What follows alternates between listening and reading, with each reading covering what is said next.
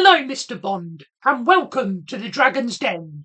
My name is Drake, Leo Drake, and thank you for spending part of your day with me. Please consider subscribing as it is free, and you may be left shaken but never stirred. If you enjoy the video, click the like button and ring the notification bell to be notified when I post a new video. I am really excited about today's video because we are not just reviewing the Sean Connery James Bond films, we are starting a new series that will encompass all 25 Bond films and all 6 actors who portrayed the famous role over the coming months. So there really is no better time to subscribe to the channel, ring the notification bell to be notified when I post a new video, and share this with your friends. I will be discussing the movies during this video, so consider this your one and only spoiler warning. There are 6 movies in this list, as we are not covering Never Say Never Again, as it is not an official Eon film and is a remake of Thunderball. So let's get to it. No other film franchise has more instalments than James Bond, and it all started with Sean Connery. At number 6 is Diamonds Are Forever from 1971, directed by Guy Hamilton, who also directs 4 other films in the franchise. All the movies are based on books by Ian Fleming, and this film has a very good song, which is sung by Shirley Bassey. After George Lazenby played Bond in the 6th movie, Sean Connery returns for the 7th instalment, Diamonds Are Forever. Although this movie finds itself bottom of my Sean Connery list, it remains a good Bond film. It just lacks a few bigger moments that the other films provide. My name is Bond. James Bond. Sean Connery is looking a little bit older in this film, though we search for the leader of Spectre.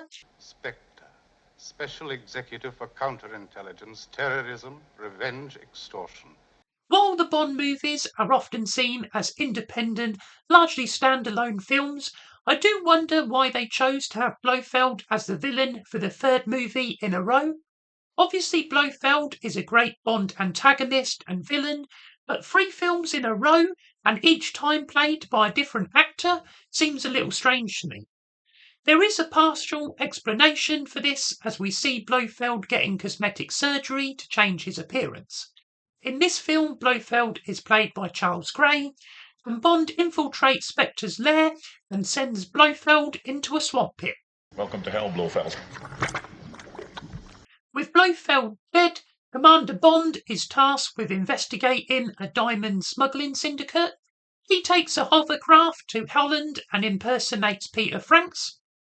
We see mercenary duo Mr. Kidd and Mr. Wint take out all the loose ends of the operation before Bond, under his alias, meets Tiffany Case, played by Jill St. John, in Amsterdam.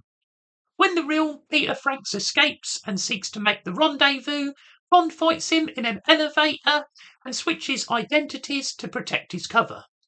The fallen Peter Franks makes a convenient transport for the 50,000 carats of diamonds they seek to smuggle into America.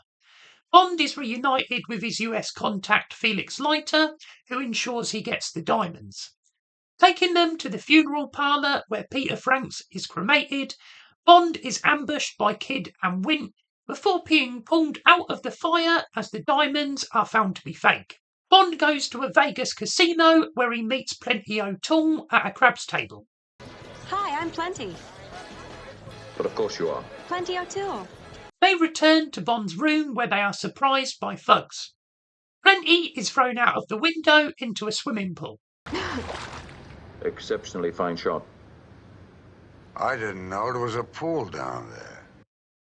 Bond is reprieved, and after spending the night with Tiffany Case, the duo agree a deal. Tiffany goes to the circus where she hopes to find the real diamonds. Bond is waiting for Tiffany on her return, and Plenty has been killed in a case of mistaken identity. The diamonds were actually left at the airport. Bond and Tiffany follow the catch, and Bond sneaks into a van at a gas station. Bond seeks information before escaping in a lunar rover across the desert terrain, before meeting up with Tiffany and being chased through the streets.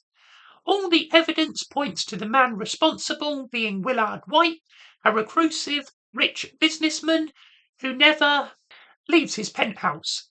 Sean Connery swings into action like a geriatric Ethan Hawke and comes face to face with Blofeld. Yes, Spectre's number one has created look-alike decoys, and it was one of these that was killed at the beginning of the film. Blofeld's white cat is wearing the diamonds on his collar as Bond is forced into an elevator and knocked out by gas. Wint and Kidd bury Bond alive, but this hardly slows down 007, who resurfaces and discovers Willard White is staying at his summer house. Bond then fights two women, Bambi and Thumper, before finding the business tycoon. Blofeld abducts Tiffany while dressed in drag, which I'm not sure was necessary. A satellite has been launched and is controlled by Blofeld. It begins destroying missiles and submarines before a ransom is requested. Blofeld is running his operation from an oil rig in the middle of the ocean until Bond arrives and seeks to sabotage the satellite. US armed helicopters attack the oil rig as Blofeld seeks to escape in a lifeboat. Bond takes control of a crane and redirects Blofeld's vessel before the oil rig explodes, taking the villain with it. Bond and Tiffany Case return to London on a cruise ship. Wint and Kidd seek to deliver a bomb as part of their room service, but Bond uncovers the plot and throws them overboard with the explosive. This is a good Bond film. Some of the effects are a little dated, though this is common during this period of the franchise. As I mentioned, Blofeld returns for the third consecutive movie with a very familiar plot we've seen before, and this instalment fails to add much that is new at a time when the franchise really needed it. Wint and Kidd are decent henchmen, though the fight with Bambi and Thumper does not match up well to other fights Bond faces. At number 5 is Thunderball from 1965, directed by Terence Young, and the song is sung by Tom Jones. Bond tracks down a criminal who attempts to fake his own death. The ruthless James Bond escapes with a jetpack and recuperates at a spa, where he is tortured on a rack which appears to be more like a vibrating table.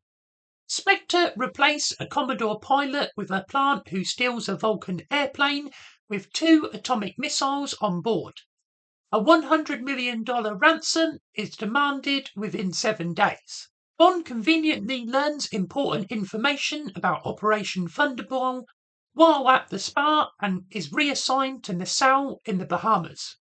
At a card table, Spectre agent Emilio Largo is accompanied by Domino. Bond searches for the stolen plane and believes it is being kept underwater to avoid detection. During a festival, Bond is trapped with sharks before escaping and finding the missing plane, though the bombs have been removed. Domino's brother was the Commodore, and Bond reveals her brother is dead after they have sex, of course. Bond stows aboard Largo's boat, the Disco Volante. Bond is forced off the boat and picked up by Felix Leiter due to his tracker, while Domino is caught by eye-patch-wearing Largo. The fight scenes that do take place on land are sped up with awkward editing. Domino gets revenge on Largo, and the last bomb explodes harmlessly at sea. I'm sure the underwater scenes in this movie were impressive in 1965, but they do date the movie a little. They are also largely silent, pretty slow, and require either side to wear different coloured wetsuits so the audience can try to follow what is happening. Perhaps this is a little modern day bias, but Thunderball ends up being number 5 on this list. Number 4 is You Only Live Twice from 1967, directed by Lewis Gilbert, who came back to direct 2 further Bond films in the 1970s. This film has a song sung by Nancy Sinatra with an Oriental theme. I personally feel this movie has all the elements to be a great Bond movie. The script is written by Roald Dahl, The main setting for the film is Asia. There are ninjas. And finally, on the 5th Bond instalment, we get Blofeld as the main villain, which we've been building up to since the beginning. I am Ernst Stavro Blofeld. They told me you were assassinated in Hong Kong. Yes, this is my second life. You only live twice, Mr. Bond. US spacecraft Jupiter 16 is lost in space, and at the height of the Cold War, America blames the Soviet Union, who deny being involved. Her Majesty's Secret Service tracks an unknown craft to Japan. James Bond is sent to Hong Kong, where he dies. Bond is buried at sea, where a submarine retrieves him. Request permission to come aboard. Commander Bond only lives twice, as he is debriefed and fired out the torpedo tube to meet with a contact in Japan. The contact, Henderson, is silenced by an assassin who Bond kills and then takes his place. Bond feigns an injury to cover the fact he does not speak Japanese or look Asian. Aki takes Bond to Tiger Tanaka, who is the best spy in Japan. Bond meets with the dangerous Mr. Osato and his secretary Helga Brandt before Bond is assisted in his escape by Aki. Bond is then captured at the docks before being taken aboard a plane piloted by Helga Brandt, who jumps out of the plane. Somehow Bond survives the crash landing intact, and Q brings Little Nelly, a small armed aircraft, handy for reconnaissance, but Bond sees only volcanoes and mountains. Little Nelly is then attacked by an enemy aircraft, and we get an air battle. A Soviet spacecraft disappears in the same manner as Jupiter 16, heightening tensions between the two rival nations. Inside of a volcano, Blofeld is angry with Mr. Osato for not killing Bond and feed Helga Brandt to his piranhas. Bond embraces Japanese culture. Tiger introduces him to ninja training as Aki is poisoned by an assassin targeting Bond. To help him fit in, Bond marries a Japanese woman and trains in the Japanese style of ninjutsu. Bond investigates caves surrounding the area, some of which are filled with deadly gas, until the spy witnesses a helicopter go into the volcano. The US are due to launch a new rocket and are threatening World War III if anything happens to it. Spectre planned to intercept the rocket, but Bond infiltrates the base. Tiger brings reinforcements as Bond fights the Muscle Hans and feeds him to the piranhas. Bond beats the clock by blowing up the ship, and Blofeld seeks to self-destruct the base. All the elements for a great film are here, but the execution does not quite bring the individual pieces together harmoniously. Bond's marriage and training with the ninjas is rushed. While Blofeld's plan is good, his presence in the movie does not deliver on the previous build-up. Blofeld is played in this movie by Donald Pleasance, but I don't feel any of the actors who embody this character really do him justice. One person who does a fantastic job is Ken Adam. The set design on the volcano base is an incredible piece of cinematic history and leads to a great final action scene. For me, that puts this film ahead of Thunderball on my list. Number 3 is From Russia with Love from 1963, directed by Terence Young. This is the second Bond film, and it goes fully international as Bond seeks to stop Spectre.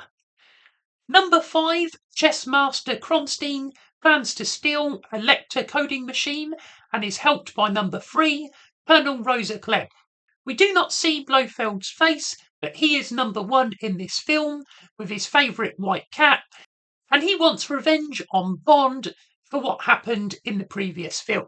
Number 3 travels to Istanbul to recruit a trained assassin called Grant, played by Robert Shaw. Bond girl and cryptographer Tatiana is used by Rosa Klebb as bait. A bomb goes off at the consulate before Bond and the consulate leader, Karim Bey, visit a gypsy camp which is attacked. Grant watches over Bond while Karim Bey shoots Krylenko. Bond is introduced to Tatiana, and Grant once again looks out for Bond at the museum, ensuring he falls deeper into Spectre's trap. Bond steals the Lecter machine with Tatiana and Kerim Bey's help. They travel aboard the famous Orient Express train, where Kerim Bey is killed. Grant is on board and pretends to be a fellow spy called Nash. Bond fights Grant, who gets the better of him, but 007 uses a trick briefcase to regain the upper hand and uses Grant's escape plan for himself. There is a slightly awkward scene where Bond dodges helicopter fire before shooting the aircraft down. Number 3 and number 5 answer to Blofeld for their failure. Kronstein is killed while Rosa Gleb is given one last chance to recover the Lecter coding machine and kill Bond. James Bond and Tatiana drive a boat before blowing up Spectre's forces using drums of fuel. They arrive at a Venice hotel where Rosa Gleb, dressed as a cleaner, seeks to retrieve the coding machine, but Tatiana shoots her. From Russia with Love feels like a more international and cosmopolitan film, spanning several different countries. Bond travels by boat, train, and we get a helicopter attack. Grant, played by Robert Shaw, feels like a good match for Bond, and this is overall a very solid James Bond movie. Number 2 is Dr. No from 1962, directed by Terence Young, who directed 3 of the first 4 Bond films. Dr. No is not just the very first Bond film, it is, in my opinion, the litmus test and standard that all other Bond movies are judged against. At the Queen's Club in Jamaica, Agent Strangeways and his liaison are killed with some of their files stolen. We meet James Bond at the card table, seducing women and with a license to kill. I'm surprised how many great and quintessential elements already exist in this film, including a great score from John Barry, and Sean Connery's portrayal really works. He has confidence, charm, a ruthless side, and vigilance for any potential threat or danger. Perhaps the one thing against Sean Connery is his Scottish accent. Bond does have Scottish ancestry in Ian Fleming's book, though he is English. Bond is sent to Jamaica to investigate Strangeway's death. This feels a fitting setting for the film, as Ian Fleming lived in Jamaica after serving as a spy in World War II for the British Royal Navy's Intelligence Division, and Bond himself has a Royal Naval Reserve background. Bond is followed from the airport as we get a classic driving scene where the background does not match. We meet Felix Leiter, the CIA agent, and Bond requests his famous drink. Medium dry martini, lemon peel, shaken, not stirred. Vodka? Of course. Bond's investigation leads to a small island called Crab Keys, owned by a mad Chinese scientist called Dr. No. Professor Dent warns Dr. No that Bond is sniffing around, and he is given a deadly tarantula to deal with the problem. The double O in 007 means that the agent has killed at least twice in the field, and Bond shows his killer instinct by dealing with the spider and Professor Dent. We get a car chase with Bond driving a Sunbeam Alpine around the Kingston streets before Bond takes a boat to Crab Keys, where he meets the original Bond girl Honey Ryder, played by Ursula Andress, on the beach in a classic memorable scene. What's your name? Ryder. Ryder what? Honey Ryder. There are stories about Crab Keys to keep tourists and locals away from the island, including a dragon. Honey's father was lost around Crab Keys, and the boat Bond crossed in is destroyed before Bond and Honey are captured. What are you doing here? Looking for shells? No, I'm just looking. Stay where you are. I promise I won't steal your shells. I promise you won't either. Dr. No is finally revealed in person, and he is such a classic Bond villain. Smart, slightly deluded, and he has black robotic hands, because of course he does. Minnows pretending they're whales. Just like you on this island, Dr. No. It depends, Mr. Bond, on which side of the glass you are. Dr. No also works for Spectre. Bond is beaten and imprisoned before escaping through the ventilation shaft. He disguises himself in a radiation suit as Dr. No, plans to hijack a US rocket, launching from Cape Canaveral and heading to the moon. Bond sabotages the machine, fights Dr. No, who cannot hold on or escape with his artificial hands. Honey and Bond escape in a boat as Dr. No's base explodes and the US rocket launches successfully. If for any reason you're watching this video and have not seen Dr. No, then I highly recommend it. So many of the beats in this film are repeated throughout the franchise, including the ending, but this is where they happen for the first time on screen. I really enjoy Dr. No's linear storyline, and that we don't see either Dr. No or Honey Rider until later in the film, allowing the audience to become familiar with Bond and his associates first. Dr. No is not the best James Bond movie, but it is, and always will be, the first. Topping this list is Goldfinger from 1964, directed by Guy Hamilton, and it has the first Bond song, which is fittingly sung by Shirley Bassey. Sean Connery's best film by a clear margin, in my opinion, is Goldfinger. At Miami Beach, Bond is asked to keep a close eye on gold magnate Yorick Goldfinger by Felix Leiter. The first thing we learn about Goldfinger is he likes to win. When Bond interferes with Goldfinger's simple card scam and swoops in to steal his lady friend Jill Masterson for a rendezvous, Goldfinger does not accept defeat graciously. His henchman, Oddjob, stuns Bond and Jill is killed by gold paint. For the first time, Bond drives an Aston Martin BB5. Bond beats Goldfinger at golf and plants a tracker in his golf ball. Bond tracks Goldfinger when he is interrupted by Tilly Masterson, who is looking for revenge for her sister Jill. Bond is then captured by Goldfinger. Do you expect me to talk?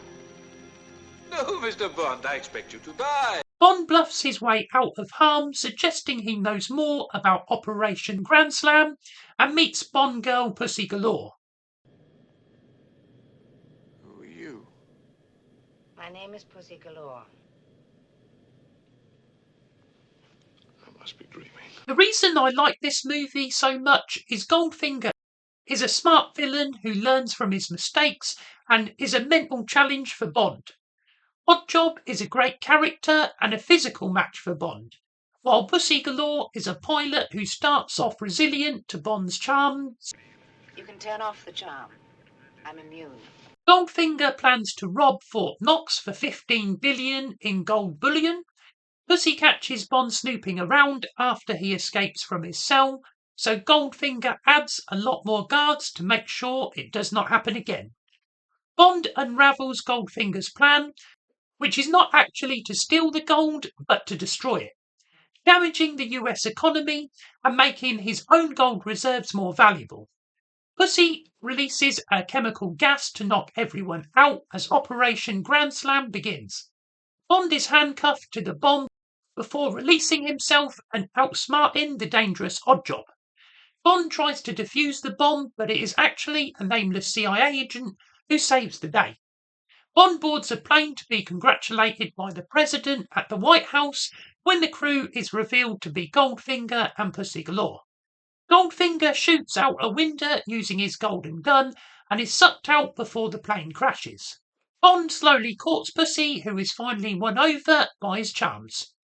A few of the fight scenes are sped up and a couple of the effects are not great, but overall Goldfinger is not just a great Bond movie, it is a great film, period. Goldfinger does not give away his plans to Bond. Pussy Galore is not just a pretty face who falls for Bond instantly, and Oddjob is one of the best henchmen in the franchise.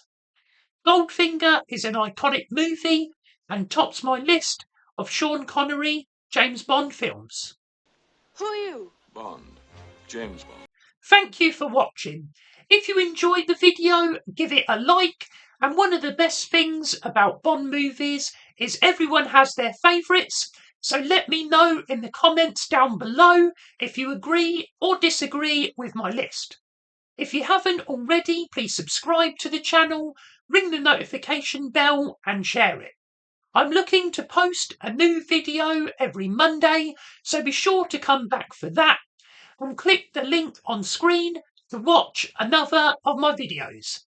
Until next time, hoorah!